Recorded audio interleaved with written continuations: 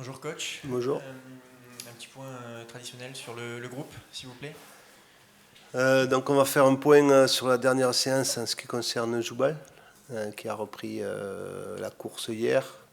Les tests cliniques étaient positifs, donc si jamais ça se passe bien, il y a de bonnes chances qu'il soit avec nous demain. Il y aura sûrement aussi le retour dans le groupe de Gideon Mensah, qui a fait sa première semaine d'entraînement, donc je pense qu'il peut intégrer le groupe aussi. On verra aussi par rapport à la dernière séance. Après, toujours ça de blessés à Gouzoul. Voilà, après, le groupe est présent. Comment vous abordez cette rencontre face à une équipe brestoise qui va mieux? Oui, qui va bien mieux même par rapport à ce qu'on a vu sur les derniers matchs. Mais en fait, c'est de voir nous, si on augmente notre niveau par rapport au dernier match qu'on a joué contre une équipe de Ligue des Champions. Tout simplement, on sait qu'ils ont passé plusieurs crans à Brest et on voit leur qualité. J'ai vu aussi leur match en Ligue des Champions, donc une équipe avec énormément de pressing, énormément de jeu vertical, beaucoup de qualité sur beaucoup de domaines et surtout un effectif très, très pléthorique, très large. Donc voilà, on s'aperçoit qu'ils ont gagné contre contre Toulouse en changeant 9 joueurs par rapport au match de Ligue des Champions. Donc on voit la qualité de ce groupe, la qualité de cet effectif. Par rapport à votre équipe, il y a cette manque de solidité que vous avez pointé du doigt. Est-ce que ça peut vous amener à effectuer quelques changements d'hommes, notamment en défense? Quand on regarde, on n'a pas trop de possibilités de changer sur l'effectif en termes de défense. Donc ça c'est un fait, mais je ne pense pas que ça soit le fait d'un joueur. C'est collectivement qu'on doit faire preuve de beaucoup plus de concentration. Parce que, je l'ai dit, de toute façon, c'est pas un secret, mais quand on prend 3 buts tous les week-ends, c'est compliqué de gagner un match. D'autant plus que, comme le week-end dernier, quand on en met 2 à l'extérieur, de ne pas prendre des points, c'est rageant. Parfois, dans le foot, on a l'habitude de dire qu'on joue comme on s'entraîne. Est-ce que vous constatez ce manque de concentration ou de hargne à l'entraînement aussi, ou pas du tout? Non, parce que honnêtement, on avait fait, que ce soit les 2 dernières semaines, 2 très bonnes semaines d'entraînement. Donc cette semaine aussi, même si la semaine a été un peu plus courte. Non, non, pas du tout. C'est pour ça que c'est assez frustrant parce que le match de Montpellier, je trouve qu'on l'aborde très très bien, notamment sur la première mi-temps. Et puis en 10 minutes, on met tout en l'air par rapport à des absences et après des fragilités. Mais on le sait aussi des fois dans ces moments-là, quand on est en recherche de points, que la confiance peut être étiolée. On l'a senti, je trouve, une fois qu'on s'est fait égaliser. Mais après, il y a au contraire les points positifs, c'est qu'on prend un second but, on égalise de suite, on voit. Donc voilà, on le sait, les joueurs le savent, on le montre, on en parle, mais il faut arrêter aussi peut-être d'en parler parce qu'autrement ça rentre dans les têtes. Et comment est-ce qu'on fait justement quand on est entraîneur pour que ces micro-détails qui n'en sont peut-être pas puissent évoluer de l'entraînement vers le match? Est-ce que ça passe par beaucoup de prises de parole individuelles, collectives? Est-ce que c'est revenir à des basiques sur des entraînements? C'est quoi votre Ouais, de toute façon, ça passe par beaucoup de choses, ça passe par de la vidéo, de bien expliquer, de bien analyser les choses, ça passe par l'entraînement, comme vous dites, ça passe par des entretiens individuels, collectifs, voilà, tout le monde est concerné par ce qui se passe à l'heure actuelle, de prendre des buts, et croyez-moi, les joueurs sont les premiers concernés, hein, ils sont tristes de perdre des matchs, et on les sent révoltés. Donc ça, c'est un point qui est important quand on est coach aussi. Est-ce que la série de défaites en cours pèse et dans un coin des têtes ou comment vous faites avec ça? Comment vous abordez? Ou vous dites c'est un match qu'il faut aborder et il faut le gagner ou en tout cas... De toute façon, c'est exactement quand on est dans des bonnes séries aussi, la confiance, on sait ce que c'est quand on a des bons résultats, quand on a des moins bons, mais c'est le lot, j'allais dire, d'être un sportif de haut niveau. C'est que mentalement, il faut être capable de passer au-delà de ça. On sait qu'on est sur une mauvaise série, mais chaque match qui arrive est un objectif différent. Donc, et si on ressasse tout le temps le passé, on n'avance pas. Hein. Donc il faut bien analyser le passé et puis regarder aussi le présent. Et le présent, c'est le match de Brest. Est-ce que dans la semaine, vous avez travaillé particulièrement ou pas les coups de pied arrêtés défensifs ou... Non, pas plus dans la que ça. semaine. Parce que, pourquoi on ne les travaillait pas plus? Parce qu'on les travaillait déjà.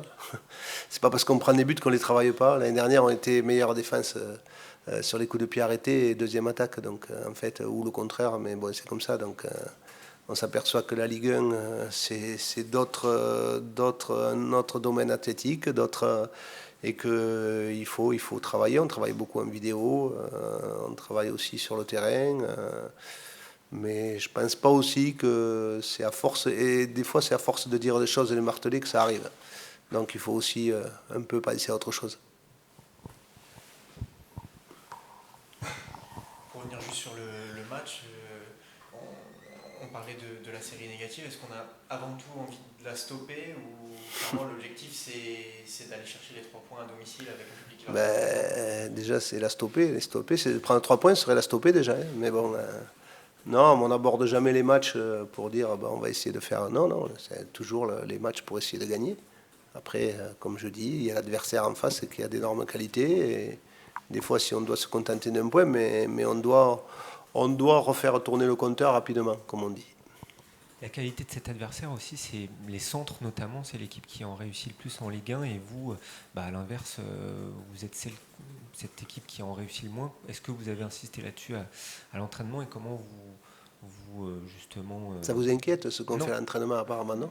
Non, non, mais justement, Non, parce que... c'est pour que ça se traduise en match après, quoi. Je veux dire, dans la vie de tous les jours.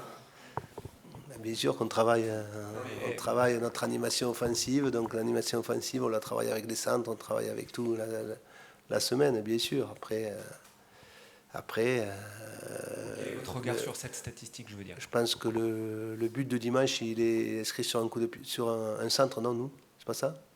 Donc ça veut dire qu'on travaille un peu quand même. Vous travaillez pas. Ah ouais, je sais pas, j'ai l'impression, ça fait 3 fois qu'on parle d'entraînement, ce qu'on fait la semaine, donc j'ai l'impression qu'on ne travaille pas. Non, mais j'entends. L'entraîneur. C'est bon? Merci. Bonjour Sinali. Bonjour. C'est la première fois qu'on se croise depuis ton arrivée à la JOCR, en tout cas en conférence de presse ou en zone mixte. Ouais. Déjà, on va rembobiner et revenir à cette dernière journée où tu es arrivé à la JOCR. Je suppose que c'était une journée assez dynamique, intense, puisque ça a été fait dans les dernières secondes, les dernières minutes du mercato. Exactement, ouais. C'était un peu dans les dernières minutes. Pas aussi facile, ça s'est fait dans les derniers temps. Mais après, on a réussi à faire ce transfert que je voulais venir à la GIA. Donc, je suis très heureux. Et maintenant, c'est de bosser, rentrer dans le projet le plus vite. Tu avais besoin d'un nouveau challenge, parce que ça fait un petit moment que tu jouais plus. Ton envie, c'était de rester en Ligue 1 à la base, ou est-ce que tu regardais tout ce qui était possible de faire pour toi? Ouais, exactement. C'était mon avis d'abord de rester en Ligue 1. Et ça faisait temps que je n'avais pas joué. Donc j'avais besoin de temps de jeu. Et la GIA, ils m'ont montré aussi le projet qui était intéressant. Et alors je me suis lancé. Je me suis dit pourquoi pas.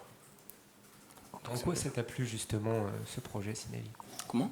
En quoi ça t'a plu ce projet? Pourquoi ça t'a plu? Parce que c'est une équipe d'abord qui joue, une équipe familiale. Donc ça m'a déjà fait plaisir quand le coach m'a appelé aussi pour me dire un peu qu'il avait aussi besoin de moi. Et comme j'avais besoin de temps de jeu, alors ça m'a intéressé. Et pourquoi pas, on n'est pas venu. Il y avait des joueurs que tu connaissais déjà, notamment ceux de la sélection ivoirienne aussi, ça a aidé? Pas vraiment, parce que je ne savais pas que Junior il venait. Je ne savais pas vraiment. C'est quand je suis arrivé ici que j'ai appris. Alors ça m'a fait plaisir de retrouver un coéquipier de la sélection et faire ce projet ensemble. C'est vraiment intéressant. Et toi, quand tu es venu, comment est-ce qu'on t'a présenté justement ton rôle au sein de l'équipe? Est-ce qu'on t'a tout de suite parlé d'être un défenseur dans une défense centrale à 2 ou à 3? On t'a dit peu importe, voilà, tu viens pour solidifier l'axe. Non, ils ne m'ont pas franchement parlé du système. Tu vois, peu importe à quel poste qu'on me met, je serai capable de dépanner, vu que je suis là pour ça. C'est un peu ça. Et justement, quelles sont tes qualités de footballeur? Ah ouais, après, les qualités, il y en a plusieurs. Et il y a aussi des défauts, malheureusement. Et c'est plutôt les jeux aériens et la combativité et le côté un peu leader. Donc, c'est ce que je dois amener un peu ici. Donc, je suis là un peu pour ça. Tu parles de tes défauts en souriant, ça serait quoi si on est un peu Je curieux? pense qu'il y a un peu manque de concentration. Manque de concentration. Après, le reste, je pense que c'est les choses à travailler comme tout le monde. La technique, un peu et tout. Si on parle du match de demain, Brest, la révélation de l'an dernier, Ligue des Champions, vous restez sur une série. Malheureusement, est-ce que demain, vous pensez à rompre cette série Vous allez Ouais, jouer quoi demain? c'est l'idéal, c'est l'idéal. On a eu une série de 4 défaites, malheureusement. Et on s'est tous mis au boulot, travailler, parce que gagner, c'est très important, peu importe dans l'équipe que vous êtes. Et moi, je suis une personne de gagnant. Donc, j'essaie d'envoyer un peu cette énergie dans l'équipe. Et j'espère que demain, on sortira avec une victoire. Un mot sur Brest, l'équipe de Brest. Est-ce que c'est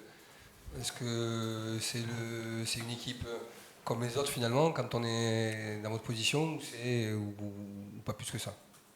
Je pense que Brest, c'est une équipe un peu aussi à notre niveau, même s'ils sont en Ligue des Champions. L'année dernière, ça a été une équipe vraiment dynamique, qu'ils ont plus scoré et tout. Et cette saison, ça va être différent vu la Ligue des Champions. Et le plus important pour nous, c'est de donner tout demain pour remporter les 3 points. Je vais revenir un petit peu parlant sur tes derniers mois, parce que tu as été quand même pendant presque, on va dire, 8-9 mois sans jouer. Est-ce que ça a été long pour toi? Comment tu t'es senti à ce moment-là? Ouais, c'était vraiment long, franchement. Quand vous jouez pas, quand vous êtes footballeur et que vous ne jouez pas, c'est triste. Et malheureusement, c'est comme ça, c'est le foot. Après, c'était de me trouver un nouveau projet où j'allais avoir le temps de jeu. Et c'est ce qui s'est fait, quoi. Après, il faut laisser les choses qui se sont passées derrière et aller de l'avant. Et ensuite, tu es arrivé à Auxerre. Directement, tu as été dans le bain en jouant quasiment dès la première rencontre, même si tu es rentré dans une défense à 5. Est-ce que tu t'es senti perdu parce que tu étais des nouveaux coéquipiers? Comment tu t'es senti sur tes premiers ballons, on va dire, sur les premières minutes avec la JOCR? Pas du tout, j'étais heureux quand même, franchement, parce que ça faisait longtemps que je n'avais pas joué. Et un footballeur, quand vous êtes sur le terrain, la première des choses, c'est d'être heureux. Et avec mes coéquipiers, quand je suis arrivé, je me suis vite adapté parce que c'est une famille, comme je l'ai dit. C'est des mecs qui sont cool, ils m'ont vite accueilli, donc ça n'a pas été compliqué. J'ai une dernière question, toujours sur cette défense à 5. Est-ce que tu t'y habitues bien? Vu que c'est la première fois de ta carrière, en tout cas de ta carrière professionnelle, que tu joues dans ce système-là. Est-ce que tu arrives à bien t'y sentir? Est-ce que c'est facile? Est-ce que tu as tes habitudes maintenant? Non, j'ai pas du mal à ce système parce que je l'ai déjà eu avec Lyon. Donc ce système ne me dérange pas. Plutôt, ça me fait vraiment aussi plaisir de jouer à ce système parce que quand vous êtes défenseur, il faut s'attendre à presque tous les systèmes.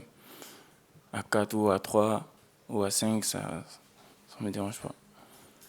Sur le dernier match contre Montpellier, il y a eu une très bonne première période. Vous avez même égalisé à 2-2 et ensuite finalement vous perdez, mais on aperçoit quelques petites sautes de concentration ou de hargne, c'est ce qui avait été pointé par le coach et le capitaine. Comment est-ce que tu expliques ça, toi? Est-ce que c'est parce que la défense, elle n'a pas beaucoup d'automatisme ensemble? Est-ce que ça vient de là ou est-ce que c'est des choses qui peuvent se corriger avec le temps? Je pense que c'est des choses qui peuvent s'arranger avec le temps. Et c'est un système que le coach il a mis en place, c'est de s'adapter. Et si les coups de pied arrêtés, moi, je pense que c'est plutôt la concentration. Quand vous êtes concentré sur les coups de pied arrêtés, c'est des détails qui comptent, quoi. Et il faut être plus exigeant si ces coups de pied arrêtés, parce que c'est très important. Est-ce que ça vient aussi de la communication? Parce que voilà, c'est une charnière qui ne se connaît pas encore, qui n'a pas l'habitude de se parler, peut-être, parce que même si tu dis que l'adaptation a été rapide, finalement, vous avez très peu de vécu ensemble. Est-ce que ça joue, ça aussi? Oui, je pense que la communication aussi peut jouer. Ça peut jouer parce que il y a d'autres aussi qui parlent anglais, et moi je ne parle pas anglais. Ça peut jouer, mais on essaie de travailler sur ce côté. Merci. Merci.